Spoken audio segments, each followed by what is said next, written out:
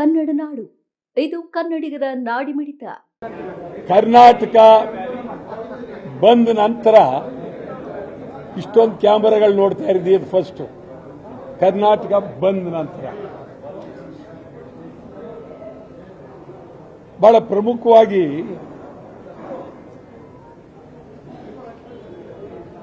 ನಿನ್ನೆ RCB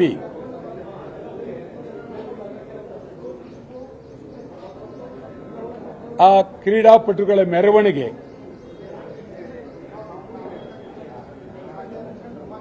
ಜನ 11 ಜನ ಸತ್ತದ್ದು,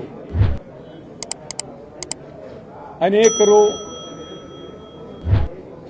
ಗಾಯಾಳುಗಳಾಗಿ ಆಸ್ಪತ್ರೆಯಲ್ಲಿ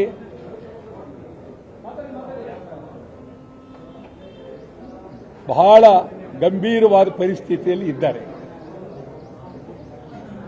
ಒಂದು ಕಡೆ ಸ್ಟೇಡಿಯಂ, ಇನ್ನೊಂದು ಕಡೆ ವಿಧಾನಸೌಧದ ಮುಂದೆ.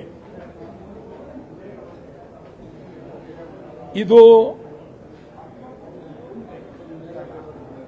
ವ್ಯವಸ್ಥೆ ಮಾಡಿದವರು ಯಾರು? ಸ್ಟೇಡಿಯಂ ವ್ಯವಸ್ಥೆ ಮಾಡಿದವರು ಯಾರು? ವಿಧಾನಸೌಧದ ಮುಂದೆ ವ್ಯವಸ್ಥೆ ಮಾಡಿದವರು ಯಾರು?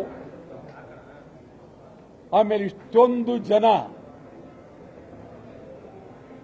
ಬರ್ತಾರೆ ಅನ್ನುವ ನಿರೀಕ್ಷಣೆ ಇರಲಿಲ್ಲ ಅಂತ ಸರ್ಕಾರ ಹೇಳ್ತಾ ಇದ್ದಾರೆ. ಇಷ್ಟೊಂದು ಜನ ಬಂದ್ಬಿಟ್ರು ಅಂತ ನಿರೀಕ್ಷಣೆ ಇರಲಿ ಇಲ್ಲದೆ ಇರಲಿ, ಸರ್ಕಾರದ ಜವಾಬ್ದಾರಿ ಪ್ರಾಮಾಣಿಕವಾಗಿ ನಾವು ಒಪ್ಕೊಳ್ಬೇಕಾಗಿದೆ. ಸರ್ಕಾರ ರಕ್ಷಣೆ ಕೊಡೋದರಲ್ಲಿ ಸಂಪೂರ್ಣ ವಿಫಲರಾಗಿದ್ದಾರೆ. ಇದು ಬಹಳ ಗಂಭೀರವಾದ ಪರಿಸ್ಥಿತಿ. ಸತ್ತವರಿಗೆ ಹೊಣೆ ಯಾರು? ಸತ್ತವರಿಗೆ? ಸ್ಟೇಡಿಯಂ, ವಿಧಾನಸೌಧನ, ಸರ್ಕಾರನ? ನಿಮ್ಗೆ ಹೇಳೋದಾದರೆ ಆಂಬುಲೆನ್ಸ್ಗಳಿಲ್ಲದೆ ಕೈನಲ್ಲಿ ಸತ್ತವರನ್ನ ಹೊತ್ತು ಹೊರತರಬೇಕಾಯಿತು. ಯಾವ ವ್ಯವಸ್ಥೆ ಇಲ್ಲ, ಮುನ್ನೆಚ್ಚರಿಕೆ ಇಲ್ಲ. ಪೊಲೀಸ್ ಎಷ್ಟು ಬಂದೋಬಸ್ತ್ ಇರಬೇಕಾಯಿತು, ಅದರಲ್ಲಿ ಕಾಲು ಭಾಗ ಇರಲಿಲ್ಲ. ಇದೆಲ್ಲವನ್ನು ಸರ್ಕಾರ ವ್ಯವಸ್ಥೆ ಮಾಡಬೇಕಾಗಿತ್ತು. ಒಂದು, RCBಗೆ ನೀವು ಉತ್ಸವ ಮಾಡಿ, ಮೆರವಣಿಗೆ ಮಾಡಿ, ವಿಧಾನಸೌಧದ ಮುಂದೆ ಅವರಿಗೆ ಗೌರವ ಸೂಚಿಸ್ತಕ್ಕಂಥದ್ದು ಯಾವಾಗ ತೀರ್ಮಾನ ತಗೊಂಡ್ರಿ? ಯಾರು ಈ ತೀರ್ಮಾನಕ್ಕೆ ಹೊಣೆ? ಕಾರಣ ಏನು? ಈ ತೀರ್ಮಾನ ತಗೊಂಡಾಗ ನೀವು ಎಷ್ಟು ಲಕ್ಷ ಜನ ವಿಧಾನಸಭೆಯ ಮುಂದೆ ಬರ್ಬೋದು, ವಿಧಾನಸೌಧದ ಮುಂದೆ ಬರ್ಬೋದು, ಸ್ಟೇಡಿಯಂ ಮುಂದೆ ಬರ್ಬೋದು. ಇದು ನಿಮಗೆ ಗಮನಕ್ಕೆ ಬರಲಿಲ್ಲ ಅಂತಂದ್ರೆ ಗುಪ್ತ ಇಲಾಖೆ ಸಂಪೂರ್ಣ ವಿಫಲ, ಪೊಲೀಸ್ ಸಂಪೂರ್ಣ ವಿಫಲ, ಸರ್ಕಾರನೂ ವಿಫಲ. ಇದು ನಿಜಕ್ಕೂ ಬಹಳ ಗಂಭೀರವಾದ ಪರಿಸ್ಥಿತಿ.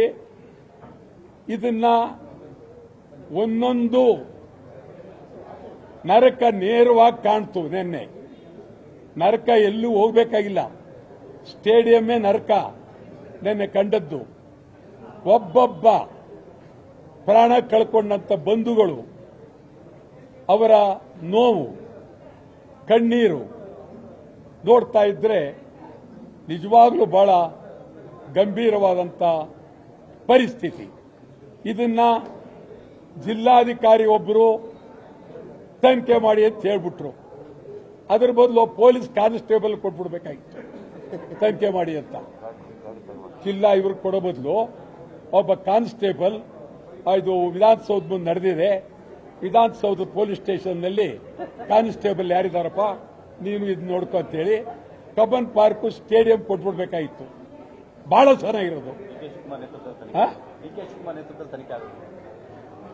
ಇದು ಈಗ ನಾನು ಹೇಳೋದು, ಇದು ಸಮಗ್ರವಾಗಿ ಹೊರಗೆ ಬರಬೇಕಾದ್ರೆ ಉನ್ನತ ಮಟ್ಟದ ಭದ್ರವಾದ ಹಾಲಿ ಹೈಕೋರ್ಟಿನ ನ್ಯಾಯಾಧೀಶರಿಂದ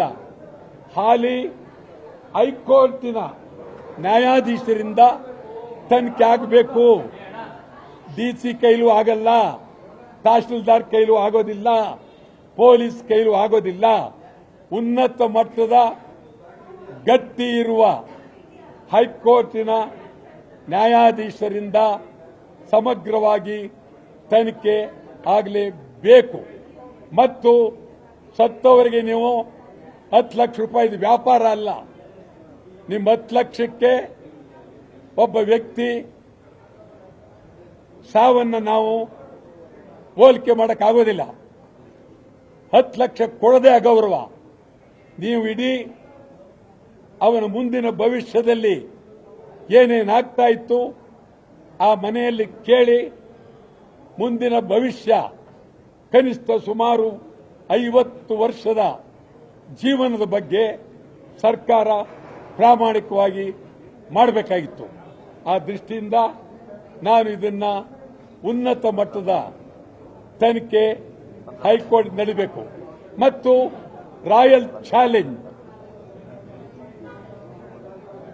ಇದು ಮೊದಲು ಒಂದು ರೀತಿ ಕ್ರಿಕೆಟ್ ಅಂದ್ರೆ, ಹಿಂದೆ ಕ್ರಿಕೆಟ್ ಎಲ್ಲಿ ನಡೀತಾ ಇತ್ತು ಅಂತ ಹೇಳಿದ್ರೆ ಸೆಂಟ್ರಲ್ ಕಾಲೇಜ್ ಕ್ರಿಕೆಟ್ ಮೈದಾನದಲ್ಲಿ ನಡೀತಾ ಇತ್ತು. ಆವಾಗ ಅದು ಕ್ರಿಕೆಟ್, ಅದು ಆಟ. ಚಿನ್ನಸ್ವಾಮಿ ಕ್ರೀಡಾಂಗಣಕ್ಕೆ ಬಂದಾಗಲೂ ಸ್ವಲ್ಪ ಆಟ. ಈಗ ಅದು ದರೋಡೆ, ಭಾರಿ ದರೋಡೆ. ಅದನ್ನ ನಡೆಸ್ತಕ್ಕಂಥ ಜನಗಳೇ ಬೇರೆ ಇದ್ದಾರೆ. ಇಲ್ಲಿ ನಮ್ಮ ರೇಸ್ನಲ್ಲಿ ಕುದುರೆಗಳನ್ನು ಇಟ್ಕೊಂಡಿದ್ದಾರೆ ದೊಡ್ಡ ದೊಡ್ಡ ಮಾಲೀಕರು. ಅದೇ ರೀತಿ ಈ ನಮ್ಮ ಆಟಗಾರನ್ನ ಕೊಂಡ್ಕೊಂಡಿದ್ದಾರೆ. ಕೊಂಡ್ಕೊಂಡು ಇದನ್ನ ನಿಜವಾಗಲೂ ಅವರುಗಳೆಲ್ಲ ಇದೊಂಥರ ದುಡ್ಡು ಮತ್ತು ಇದು ಗ್ಯಾಮ್ಲಿಂಗ್ ಆಗ್ತಾ ಇದೆ. ನಿಜವಾಗ್ಲೂ ಪಾಪ ನಿರಪರಾಧಿ ಹುಡುಗರು ಸುಮಾರು 25-30 ವರ್ಷದಿಂದ ಕೆಳಗಿರುವ ಮಕ್ಕಳಿಗೆ, ಯುವಕರಿಗೆ ಇದು ಗೊತ್ತಿಲ್ಲ. ಏನಿದ್ರು ಆಟಗಾರರು ಅವರ ಮೇಲೆ ಕೇಂದ್ರೀಕೃತವಾಗಿದ್ದಾರೆ. ಈ ಬಗ್ಗೆ ಕೇಂದ್ರ ಸರ್ಕಾರ ಪ್ರಾಮಾಣಿಕವಾಗಿ ಇದರ ಹಿಂದೆ ಏನಿದೆ, ಮುಂದೆ ಏನಿದೆ, ಇದು ಕ್ರೀಡೆಯಾಗಿ ಉಳಿಯೋದಕ್ಕೆ ಏನ್ ಮಾಡಬೇಕು, ಸಮಗ್ರವಾಗಿ ಕ್ರೀಡೆಯಾಗಿ ಉಳಿಬೇಕಿದ್ದು. ಜೂಜಾಗಬಾರದು, ಬೆಟ್ಟಿಂಗ್ ಕಟ್ಟಬಾರದು, ಎಲ್ಲವನ್ನು ನಿಲ್ಲಿಸಿ ಮಾಡಬೇಕು. ಇದು ನಿಜಕ್ಕೂ ಬಹಳ ನೋವಾಗುತ್ತೆ. ಇದನ್ನ ಇಡೀ ಸಮಗ್ರ ಜನತೆ ಇದರ ಬಗ್ಗೆ ಚಿಂತನೆ ಮಾಡಬೇಕು. ಯುವ ಜನಾಂಗ ಚಿಂತನೆ ಮಾಡಬೇಕು, ನ್ಯಾಯಾಲಯ ಚಿಂತನೆ ಮಾಡಬೇಕು, ಮಾಧ್ಯಮದವರು ಚಿಂತನೆ ಮಾಡಬೇಕು.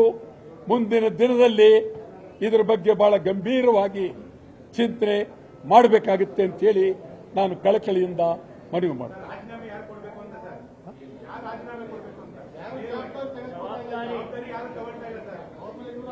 ಈಗ ಯಾರು ರಾಜೀನಾಮೆ ಕೊಡಬೇಕು ಅಂತ ಹೇಳ್ಬೇಕಾದ್ರೆ